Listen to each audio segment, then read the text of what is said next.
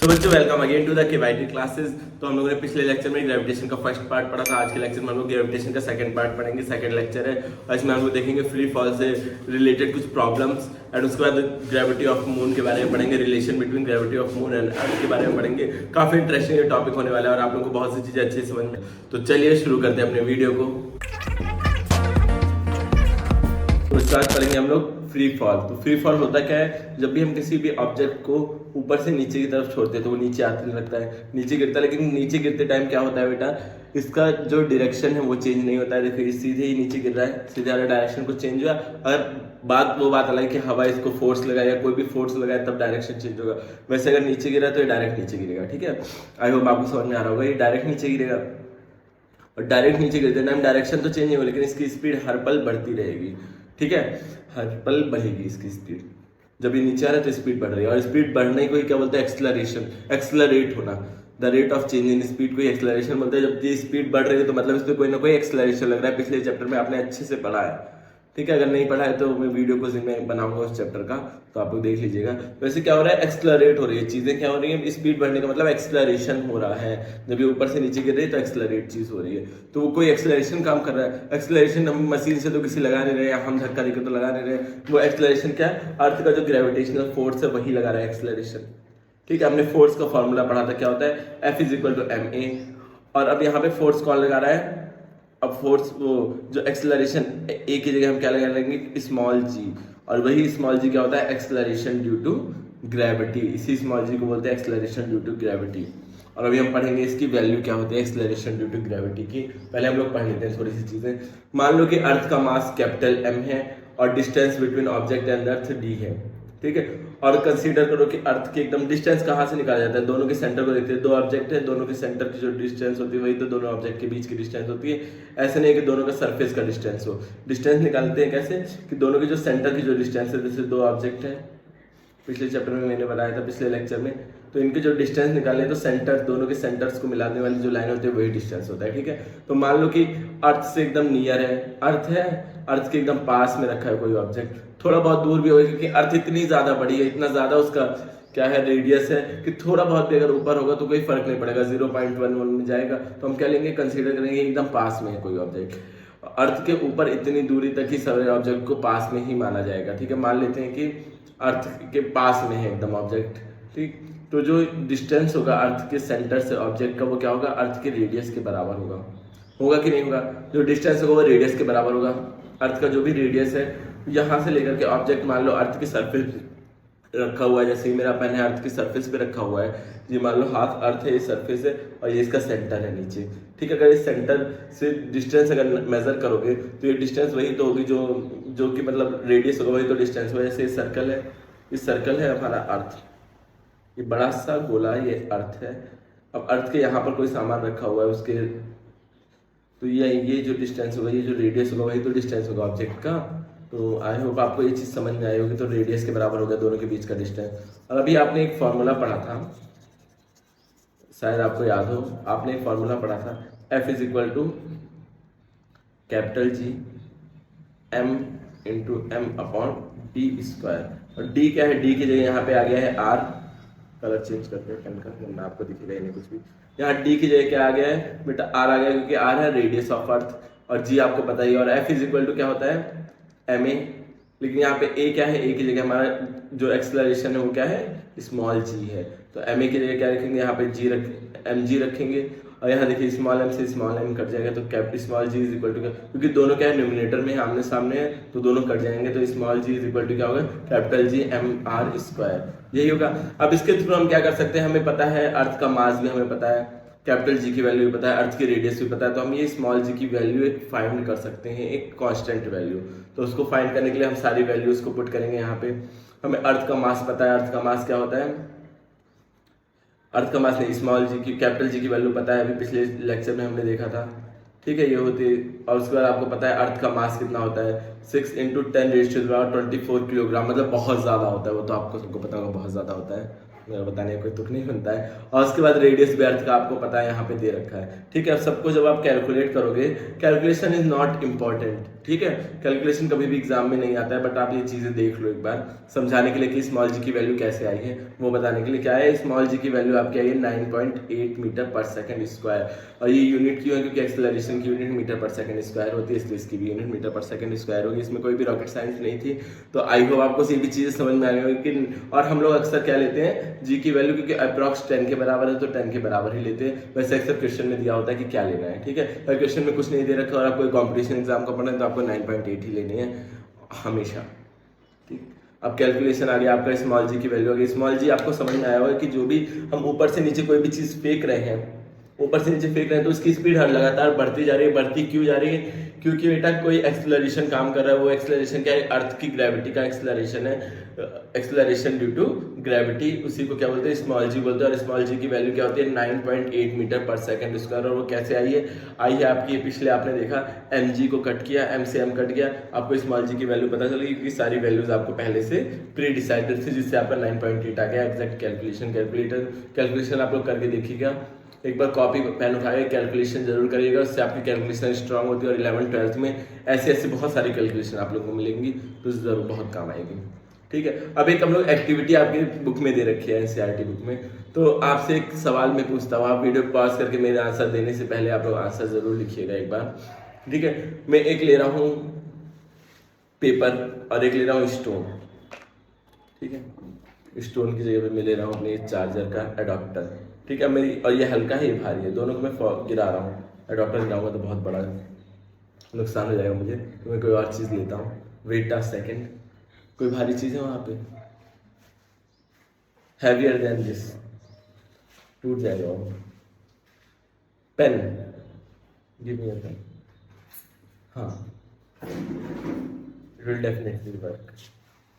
ये है की, और ये है क्या, मेरे पेन का कवर। ये बहुत ही हल्का है, फोम का बना हुआ है। अब मैं दोनों को अगर गिराता हूँ, गिराने में लेट हो गया,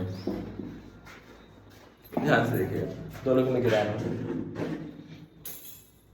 ये कुछ एक्सपेरिमेंट बना नहीं, एक्सपेरिमेंट फेल हो गया है। मैं एक्सपेरिमेंट करने के लिए कागज लेके आता हूँ, आप लोग 2 मिनट बने रहिए। आ गया एक्सपेरिमेंट करने, हम लोग आ चुके हैं, ठीक है।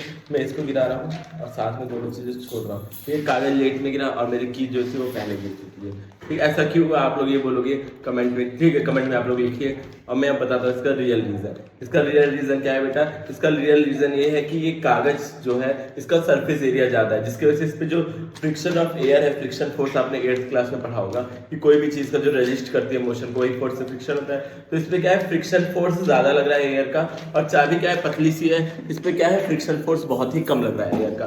तो इसलिए ये गिरने में क्या लग रहा है, इसको समय लग रहा है फ्रिक्शन फोर्स की वजह से, और इस पर कम लग रहा है, तो इसका कम टाइम लग रहा है। आज फिर हम एक और एक्सपेरिमेंट देखते हैं कि मैं इस कागज को ब्रेक करके आधा में डिवाइड कर दिया, ठीक है। और इस कागज को मैंने मोड़ दिया और इस कागज को सीधा ही रखा, ठीक। अब देखो दोनों का वेट सेम है, क्योंकि 50-50 डिवाइड किया मैंने पेपर को। अभी भी देखो वो वाला पेपर गिर गया, ये लेट में गिरा। अभी तो मास सेम था ना दोनों का, तो मास का एक्सेलरेशन ऑफ ग्रेविटी पे कोई असर नहीं होता है। धरती माता सब सारे अपने बच्चों को, मान लो सारे के सारे ऑब्जेक्ट बच्चे ही हैं, तो सब पे एक्सेलरेशन बराबर लगाती है। ये नहीं किसी पे ज्यादा लगा दिया, किसी पे 9.8 लगा दिया, किसी पे 10 लगा दिया, किसी पे 20 लगा दिया, ठीक है। 9.8 से मुझे एक मीम याद आ रहा है, मीम आपको स्क्रीन पे दिखेगा, मीम देखिए, थोड़ा मूड फ्रेश करिए, फिर आगे बढ़िए।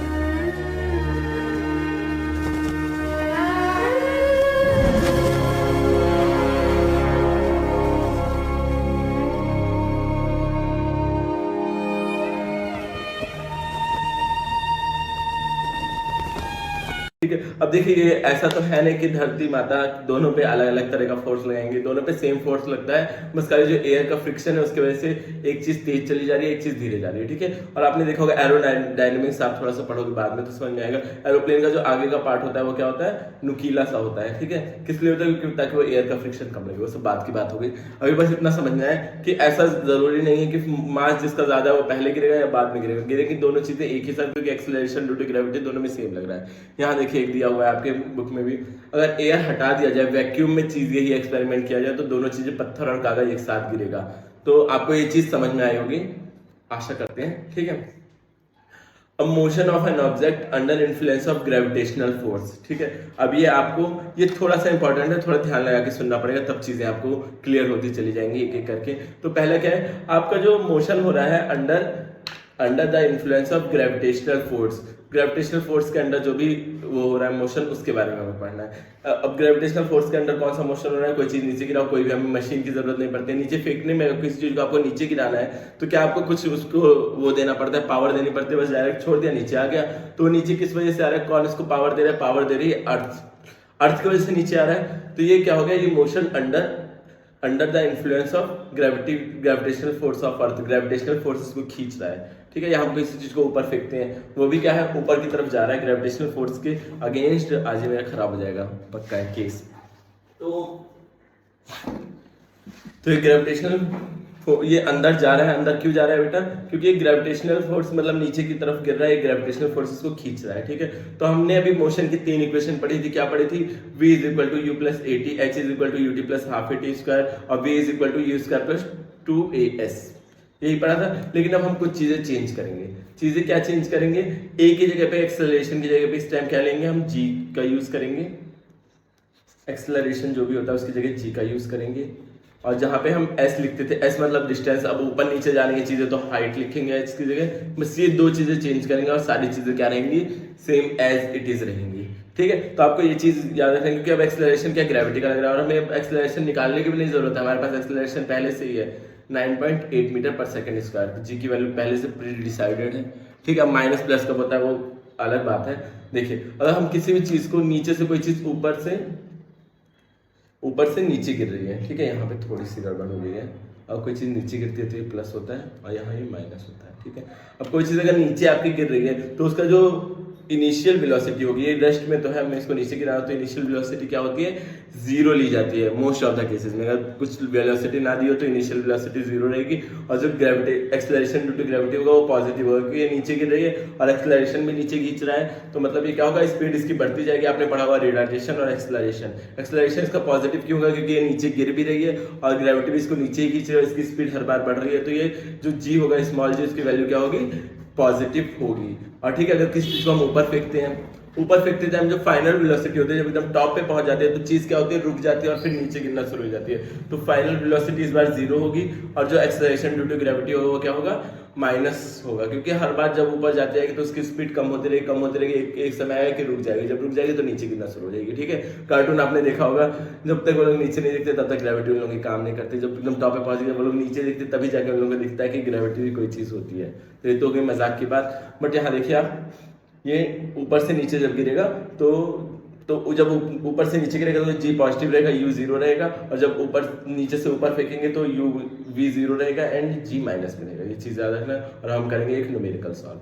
ठीक है, a car fall off a large drop on a ground पे कितने देर में, 5 सेकंड में गई है। जी को ये लेना है और आपको फाइंड करना है what is the speed of sticking ground पे टच होते टाइम स्पीड क्या रही होगी, आपको क्या क्या चीजें पता है। ठीक है, क्वेश्चन में 2 ही चीजें दे रखी, लेकिन हमें पता 3-4 चीजें हमें पता है। पहले क्या, जी पता है कितना है, 10 मीटर पर सेकंड स्क्वायर। आपको क्या फाइंड करना है, वी फाइंड करना है। यू आपको पता है जब भी कोई चीज नीचे गिरती है तो यू 0 होता है, एंड टी आपको पता है कितना है, 0.5 है। और यहाँ पे आपने 3 इक्वेशन भी पढ़ रखी है, तो कौन सी इक्वेशन आप लगाओगे, आप पहली वाली इक्वेशन लगा दो, तुरंत आंसर आ जाएगा। क्या है, v is equal to, v को हम लोग पहले कलर चेंज करते हैं, रेड कलर ज़्यादा विजिबल नहीं होता है वीडियोस में। तो क्या होता है, v is equal to u plus G T, ये पढ़ा था हमने।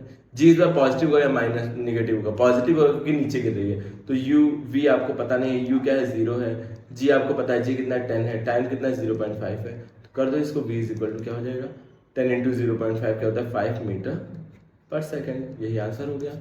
तो आप लोगों को ये समझ में आएगा, what is it's average speed during the time of 0, यही एक ही स्पीड ही है इसकी, तो 0.5 सेकंड हो जाएगा।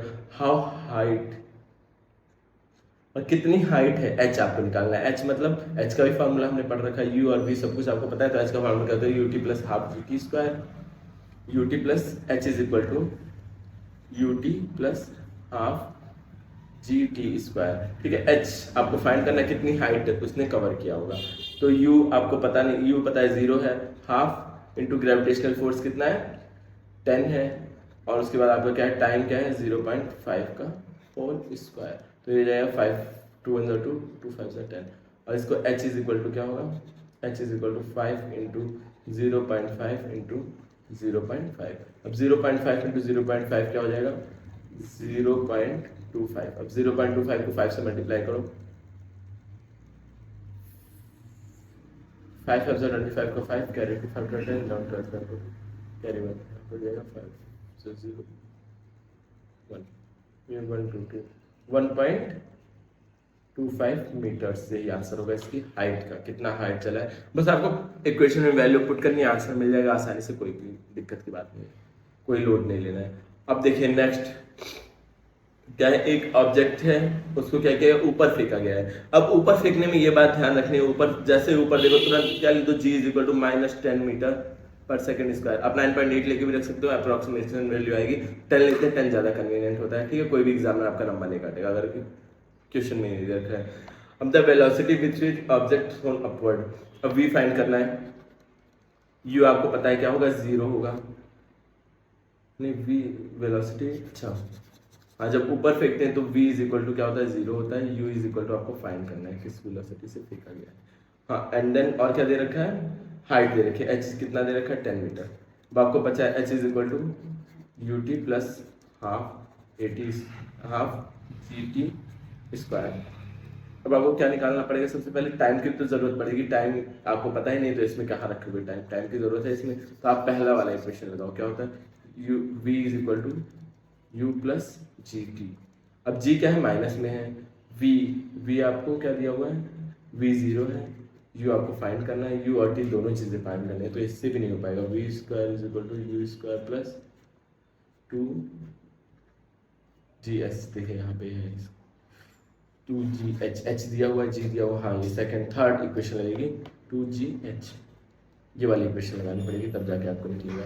तो v स्क्वायर, पहले आपको यहाँ से u निकालना पड़ेगा, जब u निकल जाएगा तो यहाँ पर आप रख करके आप t निकाल लोगे, जब t निकल जाएगा तो मतलब इसमें तीनों इक्वेशन सॉल्व होने वाली है। एक बार अच्छे से इसको लिखते हैं, वेट अ सेकंड, इसको साफ साफ लिखेंगे, पहले क्लोज पूरा क्लियर कर देंगे। अब देखिए क्या क्या दे रखा है, एक ऑब्जेक्ट है उसको ऊपर फेंका जा रहा है, ऊपर फेंका जा रहा है मतलब कि आपका क्या हो जाएगा g is equal to -10 meter per second square, ठीक है। और क्या दे रखा है, h दे रखा है 10 मीटर। आपको फाइंड करना है calculate the velocity which object throne upward. अब वेलोसिटी फाइंड करनी है किससे फेंका गया, मतलब u आपको फाइंड करना है, और v आपका क्या है 0 है। आपने एक फार्मूला पढ़ा है v स्क्वायर बराबर u स्क्वायर प्लस 2as। आपको v स्क्वायर पता है कितना है 0 है, u स्क्वायर मतलब as की जगह यहाँ g और h हो जाएगा, क्योंकि आप क्या कर रहे हैं ग्रेविटी की बात कर रहे हैं, ठीक है। तो u आपको पता है 0 हो जाएगा, u आपको निकालना ही है तो u स्क्वायर को ऐसे ही छोड़ देंगे, और माइनस यहाँ क्योंकि g क्या है माइनस में, इसलिए सारी चीज़ें माइनस होंगे, 2 इंटू 10 इंटू h कितना है, h भी 10 है, तो u square is equal to, क्योंकि इसको इधर ले आएंगे पूरी चीज़ को तो प्लस हो जाएगा पूरा, तो ये क्या हो जाएगा 200, तो u इज इक्वल टू क्या हो जाएगा अंडर रूट 200 विच इज 200 का रूट निकालो,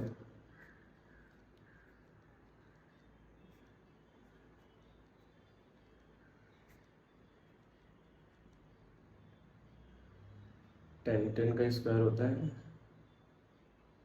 अच्छा 200 है ना, तो ये क्या होगा 200 तो ये आएगा 2 अंडर रूट 10, यही होगा इसको 10 अंडर रूट 2 यही होगी वैल्यू आपकी वेलोसिटी की। अब टाइम बताना है, टाइम निकालने के लिए फिर आप ये फॉर्मूला लगाओ, टाइम निकालने का फॉर्मूला आपको पता है v is equal to u plus G T. v आपको नहीं, v आपको पता है 0 है, u आपको पता है 10 रूट 2 है, अब उसके बाद g भी आपको पता है क्या है -10 है, और t आपको फाइंड करना है, तो टाइम इज इक्वल टू क्या हो जाएगा अंडर रूट 2 हो जाएगा ये। तो ये था हमारा टाइम इज इक्वल टू क्या आ जाएगा अंडर रूट 2 सेकेंड। इसको येलो कर लेते हैं, ट्रेन जाने की वजह से मुझे थोड़ी देर वीडियो को इंटरप्ट करना पड़ा, तो t इज इक्वल टू क्या हो जाएगा under root 2 second. Under root 2 की वैल्यू क्या होती है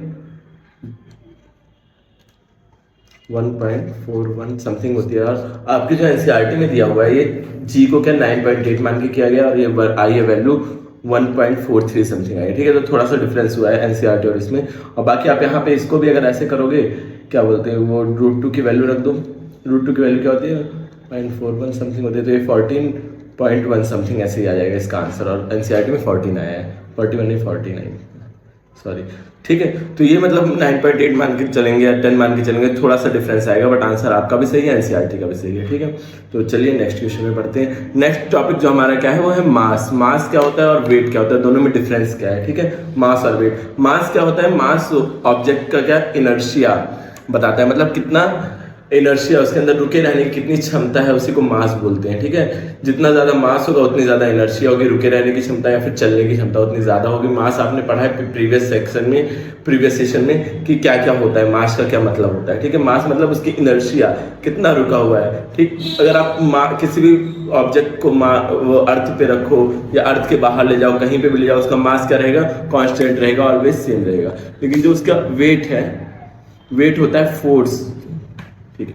हाँ, वेट क्या होता है, वेट वो फोर्स होता है जो कि अर्थ अट्रैक्ट करती है, जिससे भी कोई भी बॉडी किसी बॉडी को अट्रैक्ट करती है जिस फोर्स से, उसको उसी को क्या बोलते हैं, वेट बोलते हैं। वेट को आप बोल सकते हो मास, आई गेस आपको समझ में आएगा। मास मतलब किसी भी बॉडी में कितने ज्यादा एटम्स हैं, कितनी चीजें हैं, या बॉडी की एक प्रॉपर्टी होती है मास, ठीक है। मास कभी चेंज नहीं हो सकते, या ये चीज याद रखो कि एक प्रॉपर्टी ऑफ ए बॉडी होती है मास, ठीक है। मास चेंज नहीं हो सकता है, किसी भी प्लेस पे आप ले जाओ मास सेम रहेगा। बट वेट क्या होता है, वेट होता है जो फोर्स अर्थ लगाती है किसी भी चीज को, अर्थ या फिर कोई भी प्लैनेट लगाता है किसी भी ऑब्जेक्ट को खींचने में, वही फोर्स होता है क्या, वेट होता है, ठीक है। जैसे फोर्स का फॉर्मूला क्या पढ़ा है आपने, ma पढ़ा है, तो W is equal to weight is equal to क्या हो जाएगा, m into G, mass into जो gravity, acceleration due to gravity, वही हो जाएगा आपका वेट। वेट होता है m, ठीक है। फोर्स की यूनिट भी न्यूटन है, तो वेट की यूनिट भी न्यूटन होती है। वेट की यूनिट किलोग्राम नहीं होती, किलोग्राम यूनिट होती है मास की, ठीक है। वेट की यूनिट होती है न्यूटन, हमेशा ये चीज आपको याद रखनी है। मास क्या होता है, हमेशा कांस्टेंट रहता है, सेम रहेगा, बट वेट आपका अलग अलग जगह पे वेरी करेगा, कभी वेट कुछ हो जाएगा, कभी वेट कुछ हो जाएगा, ठीक है। इस चीज को आपको ध्यान में रखना है, और इससे रिलेटेड हम कुछ क्वेश्चन करेंगे। और weight of an object in moon भी देखेंगे, मून पे कैसा वेट होता है, क्या चेंज होता है। तो आप लोगों को मास और वेट का कॉन्सेप्ट क्लियर हुआ होगा, कैमरे में कुछ लग गया है, तो मास और वेट का कॉन्सेप्ट आप लोगों को क्लियर हो गया होगा। और अब क्या होता है, देखिए अलग अलग प्लैनेट्स पे क्या होता है, वेट अलग अलग होता है ह्यूमंस या कोई भी ऑब्जेक्ट ले लो उसका वेट, ठीक है। जैसे अर्थ क्या है, ज्यादा हैवियर है मून से, तो ज्यादा अट्रैक्शन फोर्स लगाएगी, तो वेट क्या होगा, वेट क्या है, अट्रैक्शन फोर्स ही है जो अर्थ लगाती है, तो वेट क्या होगा, अर्थ पे ज्यादा होगा किसी भी चीज का, लेकिन मून पे क्या होगा, इन कंपेरिजन टू अर्थ कम होगा, ठीक है। कंपेरिजन में अर्थ के बहुत कम होगा। जैसे आपने क्या किया, अर्थ का वेट ज्यादा है, तो अर्थ का वेट ज्यादा है तो अर्थ क्या कर रही है, ज्यादा फोर्स से अट्रैक्ट कर रही है। मून का वेट कम है तो मून कम फोर्स से अट्रैक्ट कर रहा है, इसलिए जो वेट होगा वो अर्थ पे ज्यादा होगा, मून पे क्या होगा, कम होगा, ठीक है। अब देखते हैं दोनों के बीच में रिलेशन क्या है। मान लो कि एक ऑब्जेक्ट है जिसका मास क्या है, m है, और उसका मून पे वेट क्या है, Wm है, ठीक है, Wm है, और उसका जो मून का जो वेट है वो क्या है, mm, ठीक है। मून के वेट को mm मान लेते हैं और रेडियस ऑफ मून मान लेते हैं r। तो ये फॉर्मूला आपने पढ़ा है, F is equal to G M M, M capital M small M वाला, तो उसी फॉर्मूले से हमने ये बना लिया। और अब यही सेम चीज मानी अर्थ पे, ठीक है। अर्थ का वेट ई मान लिया, अर्थ का मास एम मान लिया, और स्मॉल एम जो सेम ऑब्जेक्ट है वो अर्थ पे भी है, सेम ऑब्जेक्ट क्या है, मून पे भी है। और रेडियस क्या है, अर्थ का रेडियस आर है, और सब चीज़ों की आपको वैल्यू पता है। अर्थ की भी मास की वैल्यू पता है और रेडियस भी पता है, ऐसे मून के भी मास की वैल्यू पता है और रेडियस भी पता है, आपको दोनों चीज़ें पता है। तो अब क्या करेंगे, आप मास निकालेंगे, W की वैल्यू निकालेंगे और उस पे मून पे सारी वैल्यू रखेंगे, मून का मास रखेंगे, और m जो आपने ऑब्जेक्ट रखा है उसका मास है, तो अभी वो हमें पता नहीं कौन सा ऑब्जेक्ट है। और उसके बाद अर्थ पे क्या है, रेडियस क्या है मून का, वो मून का रेडियस रखेंगे, और ये g की वैल्यू तो हर जगह कॉमन ही होती है, क्योंकि क्या है, ग्रेविटेशनल कांस्टेंट है, कांस्टेंट की वैल्यू कभी भी नहीं बदलती है, चाहे आप दुनिया के किसी भी कोने में चले जाएं, ठीक है। आपको समझ में आएगा, थोड़ा सा हैवी हो जा रहा है, एक बार और मैं रिकैप करूंगा आप लोगों को, बट थोड़ा समझने की कोशिश करिएगा। तो अब आपको इतनी चीज़ें मिल गई, और अर्थ पे भी सेम चीज़ें करोगे, आप कैलकुलेशन करोगे तो आपको क्या आ जाएगा, अर्थ पे भी आ जाएगा वेट ऑफ अर्थ। अब दोनों में कंपैरिजन करना है तो क्या करोगे, दोनों को डिवाइड करो आपस में, डिवाइड करने के बाद क्या आ जाएगा, अप्रॉक्सीमेटली 1/6 हो जाएगा। मतलब जो भी अर्थ पे वेट है किसी भी ऑब्जेक्ट का, वो मून पे जाके क्या हो जाता है, 1/6 हो जाता है। जैसे यहाँ पे मेरा वेट 36 है, 36 तो है नहीं, और मून पे जाके क्या हो जाएगा, मेरे वेट का 1/6 हो जाएगा, मतलब मेरा वेट क्या बचेगा, बस खाली 6 किलोग्राम बचेगा, ठीक है, ये बस वाली समझने वाली चीज़ है। ये कैसे कैलकुलेशन हुआ ये एग्जाम में कहीं नहीं पूछा जाता है। बस ये पूछा जाता है कि अर्थ पे आपका वेट इतना है, तो किसी भी बॉडी का वेट इतना है, तो मून पे कितना होगा, तो क्या करो उसको 6 से डिवाइड कर दो। या मून पे वेट दे रखा है और अर्थ पे पूछेगा तो 6 से मल्टीप्लाई कर देना। इतना कॉन्सेप्ट याद रखना है, ये डेरिवेशन कहीं भी पूछा नहीं जाता है आपसे, ठीक है। अब स्कूल एग्जाम में अगर बाय द वे कभी पूछ लिया जाएगा तो आपको ये चीज़ें थोड़ी सी डेरिवेशन को रटना पड़ेगा। बस इसमें क्या दे रखा है, आपने जो अभी तक फॉर्मूला पढ़ा है फोर्स का, capital M into small m upon d, वही फॉर्मूला आपको लगाना है अर्थ के लिए और मून के लिए। मून का मास दे रखा है, अर्थ का मास दे रखा है, बस यही चीज़ें हैं, ठीक है। अब आपको देखिए कि क्वेश्चन में क्या दिया हुआ है, mass of an object is 10 kilogram, what is the weight on earth. Earth पे इसका वेट क्या होगा, वेट का फॉर्मूला पता है, FW is equal to MAmg होता है। M आपको पता है मास दे रखा है 10 किलोग्राम, G आपको पता है 9.8 होता है, तो आपका वेट कितना हो जाएगा, इन दोनों को मल्टीप्लाई करो तो क्या होगा, 98 न्यूटन हो जाएगा वेट। वेट का यूनिट क्या होता है, न्यूटन होता है, किलोग्राम नहीं होता है। अभी तक जो आप लोगों ने पढ़ा है वो गलत है, हमेशा न्यूटन होता है वेट का यूनिट, वो मास होता है किलोग्राम, ठीक है। अब दे रखा है an object weight is 10 newton measured on the surface of earth, what will be the weight on moon. Earth पे दे रखा है वेट, आपको मून पे बताना है, ठीक है। अच्छा यहाँ मैंने एग्जांपल में किलोग्राम लिख दिया था, क्या 36 न्यूटन होता है वेट, ठीक है। तो 10 न्यूटन वेट है, तो मून पे कितना होगा, 6 से डिवाइड कर दो, आंसर आ जाएगा। डिवाइड करना पॉइंट पे समथिंग आएगा। सो आज के लिए इतना था, एक बार रिकैप करते हैं हमने क्या क्या पढ़ा, ठीक है। आज हम लोगों ने पहले तो पढ़ा, हाँ पहले तो इस पढ़ा फ्री फॉल के बारे में। फ्री फॉल मतलब क्या होता है, कोई भी चीज़ को फ्रीली ऐसे छोड़ देना, हवा से नीचे छोड़ देना, इसी को फ्री फॉल बोलते हैं। फ्री फॉल में आपने कुछ इक्वेशंस देखी, पहले आपने स्मॉल जी की वैल्यू निकाली फ्री फॉल के थ्रू, तो क्या आता है 9.8 मीटर पर सेकंड स्क्वायर आता है, या फिर, और ये स्मॉल जी है क्या, एक्सेलरेशन ड्यू टू ग्रेविटी है, ठीक है। और अब नेक्स्ट आपने एक एक्टिविटी करके देखा कि कोई पत्थर ज़्यादा तेज़ी से गिर रहा है या कागज़ ज़्यादा तेज़ी से गिर रहा है, ये आपको कॉन्सेप्ट समझ में आ गया होगा। और नेक्स्ट आपने इक्वेशन ऑफ मोशन देखी, अंडर ग्रेविटी मतलब ग्रेविटेशनल फोर्स के अंडर जो इक्वेशन ऑफ मोशन होती है वो देखा। और उसके बाद आपने देखा कि अगर आप किसी चीज़ को नीचे गिराते हैं तो G क्या होता है, पॉजिटिव होता है, और U 0 होता है, ऊपर फेंकने पे V 0 हो जाता है और G माइनस में हो जाता है, ठीक है। इसका बताया भी था मैंने, नेक्स्ट में मेरा एक बार वीडियो रिवाइज करके देख सकते हैं आप लोग। आपको जो ये 2 क्वेश्चन बताया हो, पहला और तीसरा, ये आपको समझ में आया होगा। एंड देन एक और क्वेश्चन हमने सॉल्व किया, इसमें ऊपर फेंकने वाली बात थी, इसलिए जी क्या लिया हमने, माइनस में लिया, नेगेटिव में लिया। और आपकी जो बुक है उसमें 9.8 जी की वैल्यू दे रखी है, तो थोड़ा बहुत डिफरेंस आ सकता है आंसर में, तो उसके लिए आप लोग परेशान मत होइएगा। एंड नेक्स्ट हमने मास पढ़ा। मास क्या होता है कि एक प्रॉपर्टी होती है, किसी भी ऑब्जेक्ट किसी बॉडी की एक प्रॉपर्टी होती है मास। और मास क्या होता है, इनर्शिया। जितना ज़्यादा मास होगा उतना ज़्यादा इनर्शिया होगा, जितना कम मास होगा उतना कम इनर्शिया होगा। मैंने आपको बताया था ट्रक वाली एग्जाम्पल दे करके, ठीक है। एंड नेक्स्ट वेट क्या होता है बेटा, वेट होता है कि किस फोर्स से कोई भी बॉडी किसी दूसरी बॉडी को अट्रैक्ट करे, वही होता है वेट, ठीक है। अर्थ किस फोर्स से हमें जितने फोर्स से अट्रैक्ट करे, फोर्स का यूनिट न्यूटन होता है, तो वेट का भी यूनिट क्या होता है, न्यूटन होता है, ठीक है। Weight of an object on moon पे भी हम देखेंगे क्या होता है। मून पे 1/6 होता है अर्थ का, ये डेरिवेशन है। डेरिवेशन बहुत ज़्यादा काम करेंगे, बहुत इंपॉर्टेंट नहीं है आप लोग, बट एक बार जो भी स्कूल एग्जाम के लिए पढ़ रहा है इस डेरिवेशन को रट लेगा, आपके NCERT बुक में दे रखा है, बट ये इंपॉर्टेंट नहीं है बिल्कुल भी, इसलिए मैं ज़्यादा इस पर टाइम वेस्ट नहीं करूँगा। एंड देन हमने कुछ एग्जांपल सॉल्व किए, उस एग्जांपल्स को आप लोग एक बार अच्छे से देख लीजिए। सारे के सारे एग्जांपल्स जो है मैं आपके NCERT से हैं। अब कल हम लोग प्रेशर के बारे में पढ़ेंगे, थ्रस्ट के बारे में थोड़ा सा पढ़ेंगे डिटेल में, एंड न्यूमेरिकल्स भी सॉल्व करेंगे और ज़्यादा। तो अगर आपको ये वीडियो पसंद आएगी तो वीडियो को लाइक कर दीजिए, चैनल को सब्सक्राइब कर लीजिए एंड शेयर कर दीजिए अपने फ्रेंड्स ग्रुप में। तो thank you for watching, keep supporting.